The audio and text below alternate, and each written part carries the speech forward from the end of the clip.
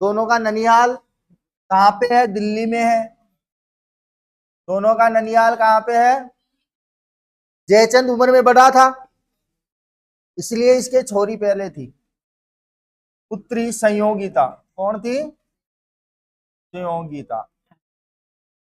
ये भी अपने पापा के साथ दिल्ली आया करती थी। पृथ्वीराज चौहान भी अपने नाना के घर दिल्ली आया करता था, है क्या? तो कुछ भी हो, दिल्ली आया करते थे ननिहाल, क्योंकि दोनों मौसेरे भाई थे। उम्र में जयचंद बड़ा था, तो दिल्ली आता तो अपनी पुत्री को लेके आता, इधर पृथ्वीराज भी दिल्ली आता। तो यहीं दिल्ली में दिल दे बैठे थे दो आशिक, प्रेमी, जिनमें एक तरफ पृथ्वीराज और दूसरी तरफ संयोगिता, क्योंकि दिल्ली तो दिल वालों की है। चाहत का नजारा है, ऐसे कुछ आता है, तो वो नजारा यहां से शुरू हुआ था। अब यहां से संयोगिता और पृथ्वीराज के बीच में प्रेम शुरू होता है दिल्ली में। अब इस प्रेम की खबर पता लग गई जयचंद को। इस प्रेम का पता किसे लगा? जयचंद को पता लगा, और अपनी पुत्री को लेकर कन्नौज चला गया। प्रेम का पता लगने पर जयचंद कहां ले आया इसको? कन्नौज ले आया। कन्नौज पड़ता है यूपी में, क्योंकि कन्नौज का तो ये शासक था ही। घर पे ले आया। अब भाई घर पे ले आया, तो घर पे लाने के बाद सुना होगा आपने कि प्यार पे जब जब पहरा हुआ है प्यार और भी गहरा हुआ। लगा कभी प्यार पे पहरा? ये दुनिया क्या कर लेगी, कुछ ही नहीं कर सकती है। अब भाई यहां से कन्नौज पहुंचे, कन्नौज में जाकर संयोगिता का स्वयंवर करवा दिया कि छोरी भाग जाएगी, काल ने रियासत में नाक कट जाएगी। स्वयंवर, कोई भी लड़का जो पसंद आ गया उसे संयोगिता या कोई भी लड़की माला पहना देगी, उसे कहते हैं स्वयंवर। अरे तो वो पहले से नाराज था ना कि इसको दिल्ली नाना ने दे दी, मेरे को क्यों नहीं दी। पहले से इनके घरेलू प्रॉब्लम थी। अब भाई यहाँ पे स्वयंवर रच दिया। अब स्वयंवर के अंदर सबको बुला लिया, किसने? जयचंद ने। और पृथ्वीराज चौहान को नहीं बुलाया, तो पृथ्वीराज चौहान ने इसे अपना अपमान समझा। लेकिन छोरी का बाप था भाई, बुलाए जिसको बुलाए, बुलाए जिसको बुलाए। हम कौन होते हैं? हम कौन होते हैं? क्योंकि हम तो पावना बनने की उम्मीद लेके बैठे थे, लेकिन पीवना बन गए हुए। पीवना। भाई पृथ्वीराज चौहान तो पावना बनने की उम्मीद लेके बैठा था कि हमें भी बुलाएगा, लेकिन हमें क्या मालूम था कि प्रेमिका का पिता हमें पीवना घोषित कर देगा और बुलाएगा नहीं। जहरीला सांप। अब यहाँ पे स्वयंवर होता है, किसी को नहीं बुलाया, और स्वयंवर का एक पंडाल लगाया जाता है। क्या लगाया जाता है? पंडाल लगाया जाता है कुछ इस प्रकार से, टेंट, शादी का टेंट। यहाँ पे बैठे हैं राजकुमार सारे, जिन जिनको बुलाया है। तो भैया गर्मी अरमी छोड़, तू अभी इसको पढ़ ले। और पृथ्वीराज चौहान का अपमान करने के लिए एक धातु की मूर्ति यहाँ लगवा देता है। धातु की मूर्ति गेट के बाहर। तो संयोगिता आती है, छम छम छम छम, धीरे धीरे धीरे धीरे धीरे। तो करो।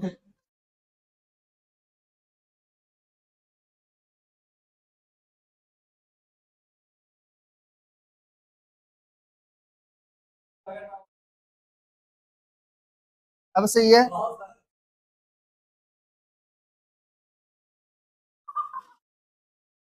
अरे लड़कियों की कमर तो एस के बराबर ही होती है, ऐसी बनाया मैंने।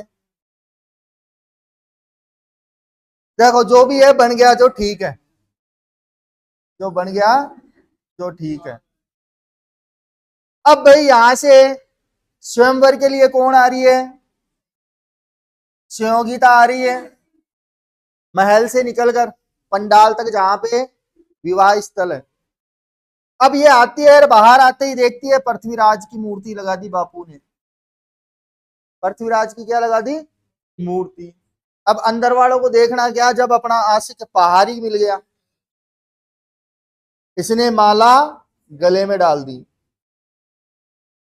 माला गले में डाल दी और वापस महल लौट गई। अब इंटेलिजेंस ब्यूरो पृथ्वीराज चौहान का एक्टिवेट होता है, गुप्तचर विभाग। गुप्तचर विभाग सूचना पहुंचाता है अजमेर और कहता क्या है कि पहले ये माला पहनाती है, तब गाना गा देती है पृथ्वीराज के लिए कि सुन साहिबा सुन, मैंने तुझे चुन लिया, तू भी आकर मुझे चुन। चून नहीं, चून तो मांगने जाओगे तब लेना। अब यहां पे पृथ्वीराज चौहान के पास में अजमेर सूचना पहुंचती है कि संयोगिता ने पृथ्वीराज चौहान को चुन लिया है और वो आस लगाए बैठी है कि पृथ्वीराज आएगा और वो भी मुझे चुनेगा। अब यहां से पृथ्वीराज चौहान अपने घोड़े पे होके सवार दूल्हे राजा बनकर पहुंचा था कन्नौज। आया होगा, 2-3 दिन लगे होंगे, क्योंकि एरोप्लेन तो था नहीं कि वहीं पे जाके सीधा लैंडिंग करे, घोड़े पे होके सवार चले। तो भाई घोड़े पे होके सवार पहुंचा कहां पे? संयोगिता के पास कन्नौज। और कन्नौज पहुंचा और वहां से इसको भगा लाया और भागते भागते गाना गाया, मैं तुझको भगा लाया हूं तेरे घर से, तेरे बाप के घर से। ऐसे गाना गाते गाते गाते गाते गाते अजमेर पहुंच जाते हैं। अब यहां पहुंचने के बाद में पीछे सूचना मिलती है जयचंद को। अब जयचंद देखे कि छोरी कहां, अब छोरी तो हो जद मिले, छोरी तो भागी, छोरी तो भागी।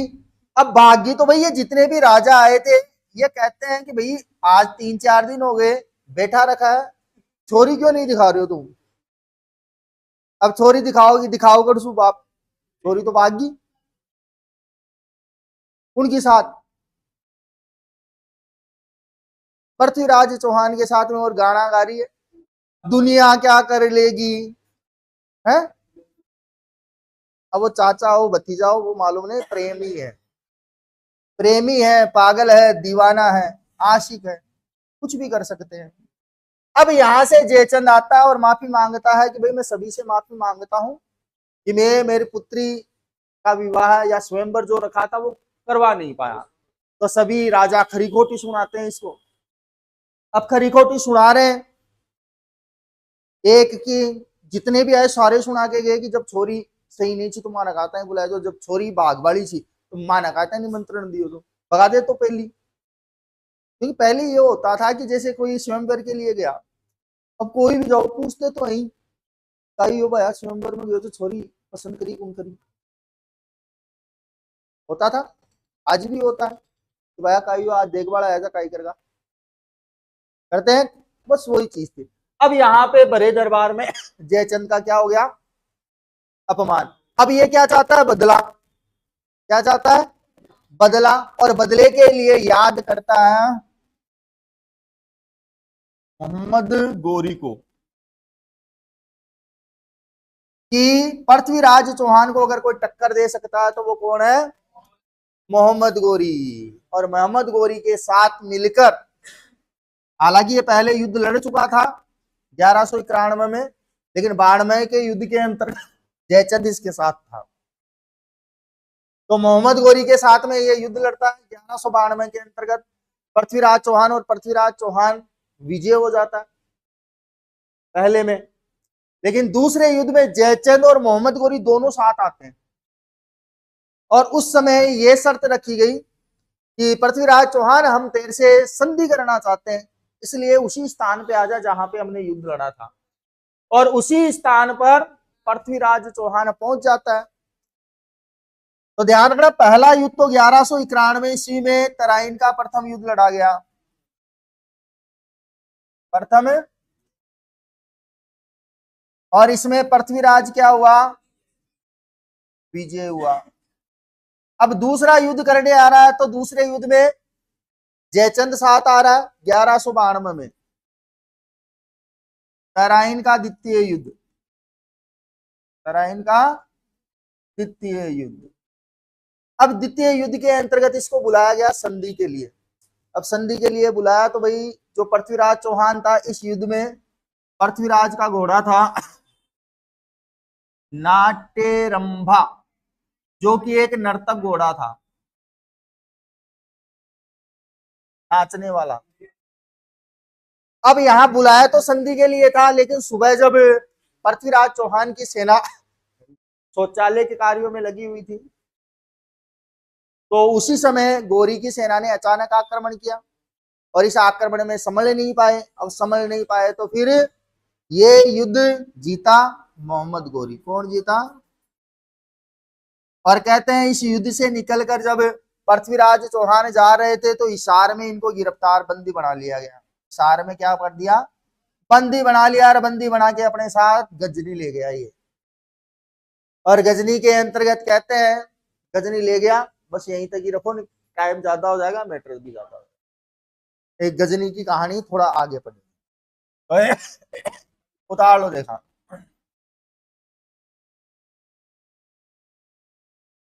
एक बार उतार लो, फिर गजनी की कहानी देखते हैं। अभी तो 10-20 मिनट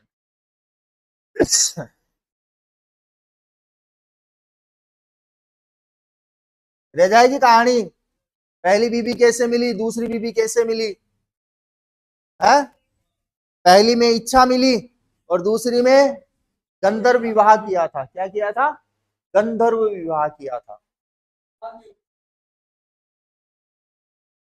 अब भैया ये तो पता नहीं पहले वाली नाराज होती थी कि नहीं।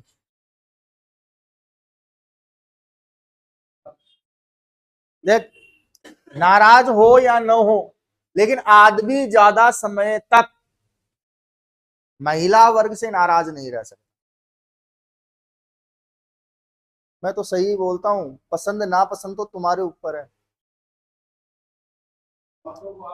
पुरुष कभी भी महिला से अधिक समय तक नाराज नहीं रह सकता।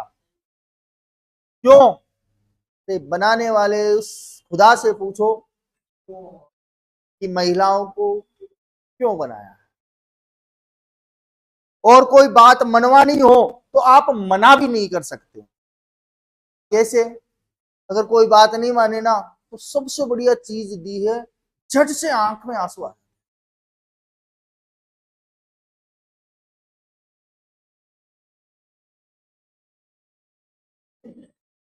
झट से आंसू आ जाएंगे बिना मारे ही। अरे तुम किसी चीज के लिए मना कर दो, फट से आंसू आ जाएंगे। लड़नी कैसी है उनको पता है कि ये बंदा मानेगा कैसे।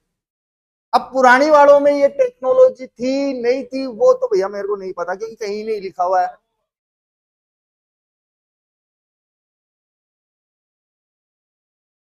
वैसे संयोगिता की फोटो अच्छी बनी है ना।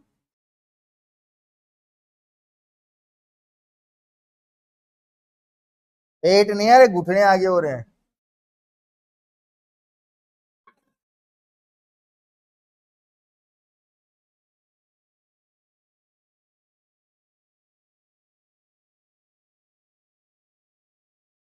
चुप रहेगा कि नहीं?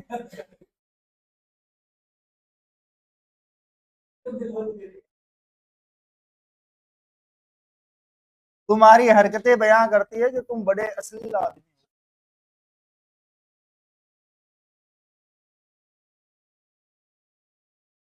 मैं चाहता हूं कि तुम्हें चीजें हंसी हंसी में याद रह जाए, और जब कभी भी ये चीजें सामने आए ना, तो ये घटनाएं याद आए।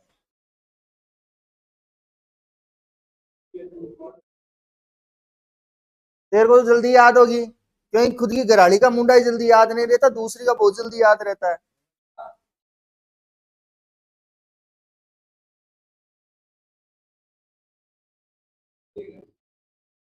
पृथ्वीराज की पहली घरवाली इच्छिनी देवी, दूसरी संयोगिता।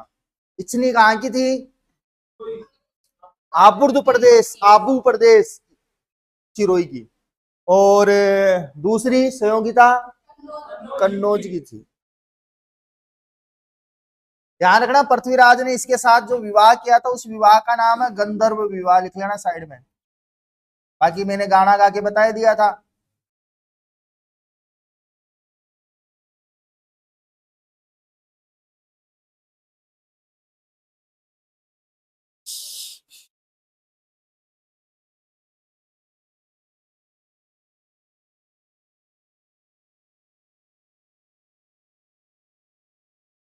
बढ़े आगे।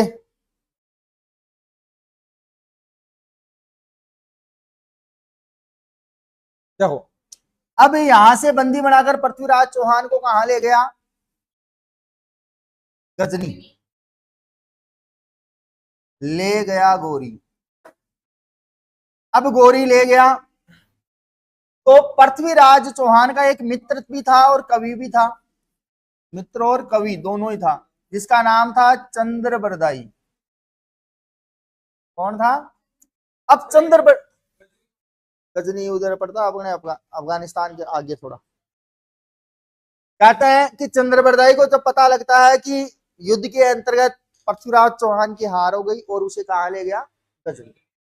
अब गजनी ले गया तो भाई दोस्त कहीं पे भी पहुंच सकते हैं, दोस्त कहीं पे भी पहुंच सकते हैं।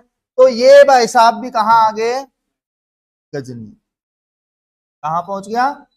और गजनी पहुंचकर जो गजनी में महल बना हुआ है उसके मुख्य दरवाजे पे खड़े हो गए, साधु का वेश, फकीर का वेश बनाकर।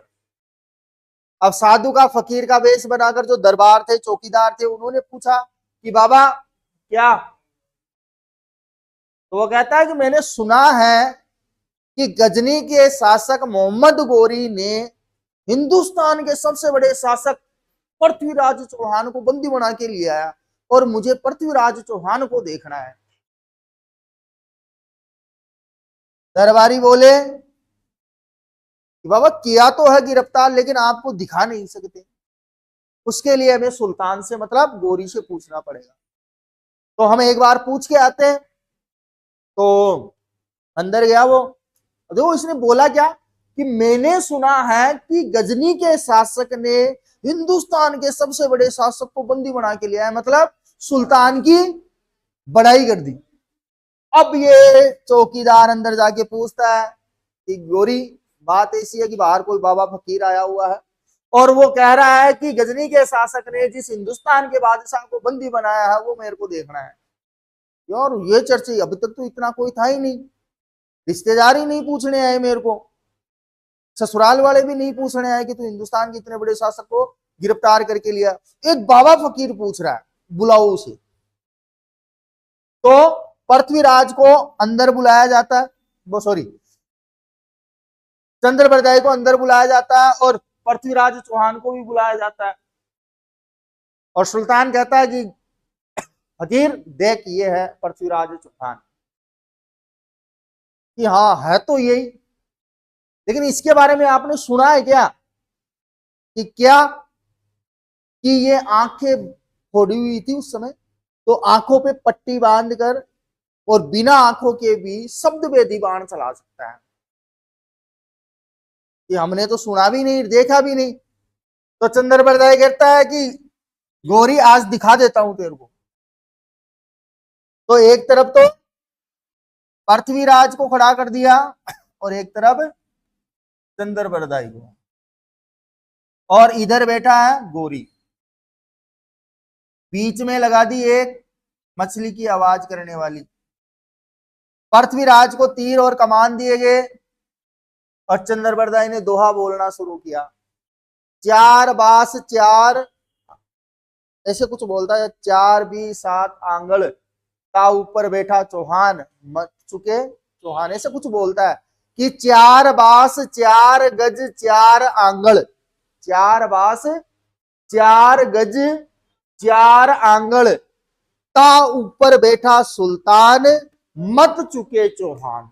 ये बोलते ये डायरेक्शन इधर घूम जाती है गोरी की तरफ, कि चार बास की दूरी है, 4 गज का घुमाव है और 4 आंगल ऊपर कौन बैठा है? सुल्तान।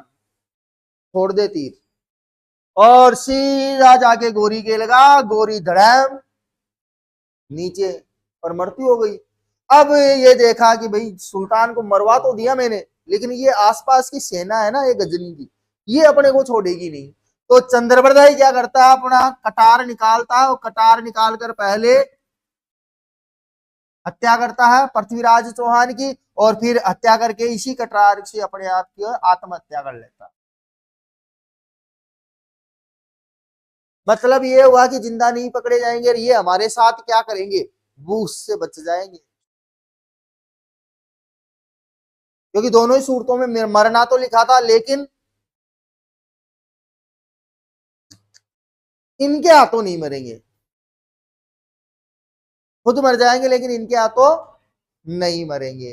तो इस प्रकार से पृथ्वीराज चौहान का कैरेक्टर क्या हो जाता है? समाप्त।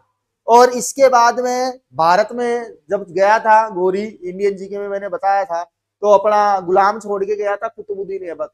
अब देखो इंडिया की हिस्ट्री और राजस्थान की हिस्ट्री को आप कंबाइंड करके इतनी बड़ी कर सकते हो कि एक चीज भी भूलने लायक नहीं है। हम क्या करते हैं? टुकड़ों टुकड़ों में पढ़ते हैं।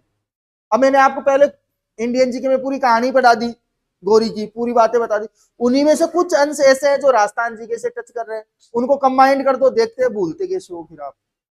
हम क्या करते हैं? टुकड़े में पढ़ते हैं, उसको जोड़ने की कोशिश नहीं करते, पूरे माइंड में एक पूरा अपना खुद का टॉपिक नहीं बना पाते हैं, और तभी चीजें याद नहीं रह पाती। जिस दिन अपना खुद का टॉपिक माइंड में सेट कर लिया ना, कहीं पे भी कहीं से भी कोई क्वेश्चन आएगा, आसानी से आंसर दे सकते हो तुम लोग। लेकिन इसके लिए बेटा मेहनत करनी पड़ेगी आपको, सेल्फ। मैं तो अपनी तरफ से जितना इजी और जितना आपको अच्छे से याद हो जाए उस हिसाब से पढ़ा सकता हूँ, इसके अलावा नहीं करता। लेकिन मेहनत टीचर तो करता ही करता है, लेकिन साथ में स्टूडेंट की भी होती है। तो ये था पृथ्वीराज चौहान का कैरेक्टर, उतार लेना।